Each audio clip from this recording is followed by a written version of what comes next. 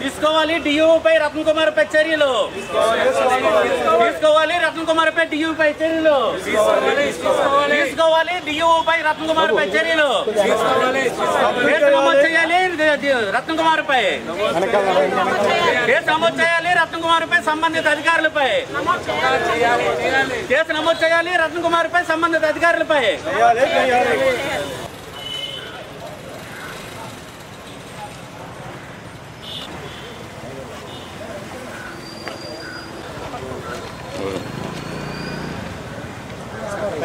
Okay Joy ఈ photo తీసా పండుగలండి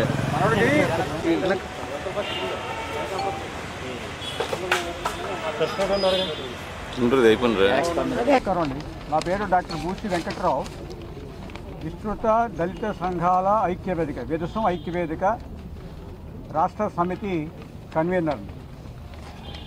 ఇవాళ విజయనగరం కలెక్టర్ గారిని మేము కలవడానికి ఒక ముఖ్యమైన కారణం క్రైస్తవ ఆస్తుల పరిరక్షణ. క్రైస్తవ ఆస్తులు అంటే దాంట్లో సిబిఎన్సి అనేటువంటి ఒక సంస్థ ఉంది, సెంట్రల్ బాప్టిస్ట్ సంస్థ.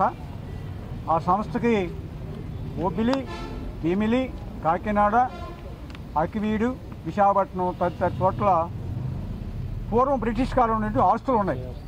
ఈ ఆస్తులని ఇప్పుడున్నటువంటి కొంతమంది కబ్జా చేసి అమ్ముకునే కుట్రలో భాగంగా బొబ్బిలిలో ఉన్నటువంటి సుమారు 150 సెంట్ల హై స్కూల్ని రత్నకుమార్, ముత్తాబతుల రత్నకుమార్ అనే అతను కరస్పాండెంట్గా చెప్పుకుంటూ దాన్ని అమ్మకం పెట్టాడు. అసలు ఈ అమ్మకం చెల్లదు అని చెప్పి కలెక్టర్ గారి నోటీసుకి తేవడానికి వచ్చాం. ఒకటి, ఆ స్కూల్ ఎయిడెడ్ స్కూల్ కాబట్టి దాన్ని 22A పెట్టిన ప్రభుత్వం. 22A ఉన్నటువంటి భూమిని ఈ ప్రభుత్వం ఏర్పడక ముందు గత ప్రభుత్వంతో రాజకీయ సంబంధాలు ఉన్నటువంటి ఈ ముత్తాబత్తుల రత్నకుమార్ అనే అతను ఈ రెవెన్యూ యంత్రాంగం మీద ఒత్తిడి తెచ్చి 22A తొలగించాడు. 22A తొలగించి ఈవేళ బేరం పెట్టాడు. ఇక రెండవ అంశం, అతను కరస్పాండెంట్గా నియమించబడ్డాడు. కరస్పాండెంట్గా నియమించిన వాడు ఎవరు అంటే దానికి ఈ సంస్థకి కన్వీనర్గా ఉన్నటువంటి యాకబ్. నీ కన్వీనర్ చెల్లదు అని చెప్పి అతను పిటిషన్ వేస్తే కోర్టు డిస్మిస్ చేసింది. అంటే ఉనికిలో లేని కన్వీనర్ యాకబ్ ఇచ్చినటువంటి ఆర్డరు చెల్లదు, ఆ సిఫార్సు చెల్లదు. అటువంటి ఇచ్చినటువంటి సిఫార్సు ఇతను కరస్పాండెంట్గా పెట్టమని యాకబ్ ఇచ్చిన సిఫార్సుని డిఏఓ గారు నియమించాడు. అసలు కన్వీనరే లేడు. లేని కన్వీనర్ ఆర్డర్నేమో డిఈఓ తీసుకొని గ్రీన్ ఇంటి మీద సంతకం పెట్టాడు, కరస్పాండెంట్గా నిర్ణయిస్తాను. ఆ డిఈఓ గారు నేను ఒక మాట అడగదలుచుకున్నాను.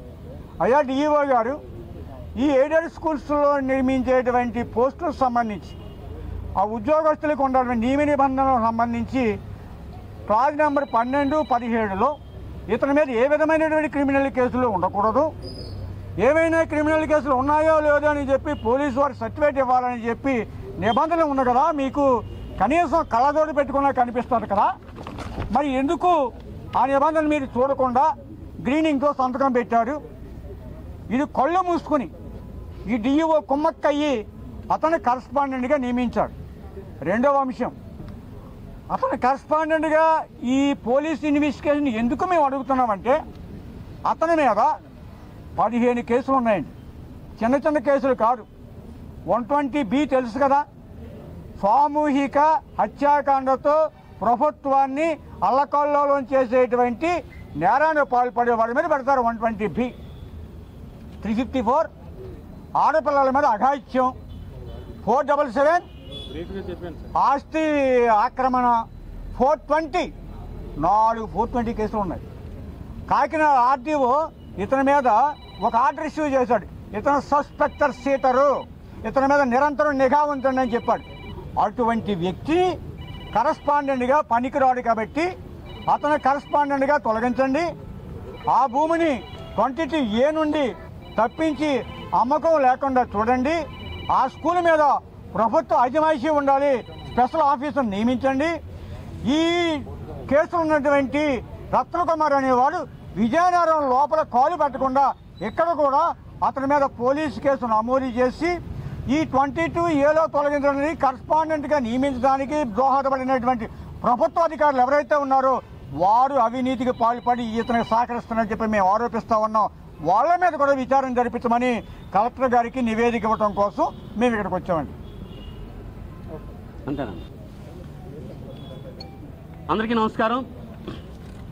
లోకల్ డిఈఓ వితౌట్ నాలెడ్జ్ అంటే ఒక పిటిషనర్ నాయుడు గారు ఇస్తే ఆయన మీద రీసెంట్గా ఒక 3 గ్రీవెన్సాల్లో ఇస్తే 3 వారాల క్రితం ఇస్తే ఆయనకే మళ్ళీ ఆ స్కూల్ కరస్పాండెంట్గా ఇమ్మని ప్రిన్సిపల్ సెక్రటరీ గారికి ఒక లెటర్ రాశారు ఎడ్యుకేషన్ డిపార్ట్మెంట్కి.